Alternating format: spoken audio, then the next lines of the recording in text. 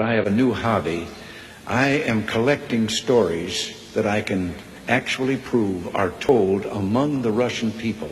They make them up themselves, they tell them between themselves, reveals they got a great sense of humor, and they've also got a little cynical attitude about things in their country.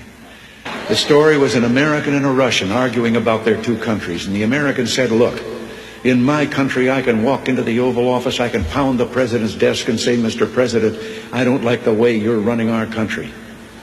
And the Russian said, I can do that. The American said, you can? He says, yes. I can go into the Kremlin, to the General Secretary's office, pound his desk and say, Mr. General Secretary, I don't like the way President Reagan's running his country. I didn't tell this one to Gorbachev. You know, there's a 10-year delay in the Soviet Union of delivery of an automobile. And you go through quite a process when you're ready to buy, and then you put up the money in advance. This man, he laid down his money, and then the fellow that was in charge said to him, okay, come back in 10 years and get your car. And he said, morning or afternoon?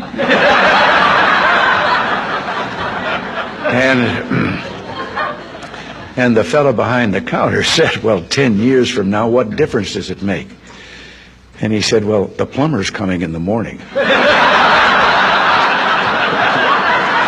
Less than one family out of 7 in the Soviet Union owns an automobile. Most of the automobiles are driven by the bureaucrats. So an order went out one day to the police that anyone caught speeding, anyone, no matter who, gets a ticket. Well, Gorbachev came out of his country home, his dacha. He was late getting to the Kremlin. There was his limousine and driver waiting. He told the driver to get in the back seat, he'd drive, and down the road he went. They passed 2 motorcycle cops. One took out after him. And pretty soon he's back with his buddy, and his buddy says, well, did you give him a ticket? And he said, no. Well, he said, why not? Oh, he said, they're too important. Well, he said, we're told to give anybody a ticket, no matter who it is. Oh, he said, no, this one was, I could. Well, he said, who was it? He said, I couldn't recognize him. But his driver was Gorbachev.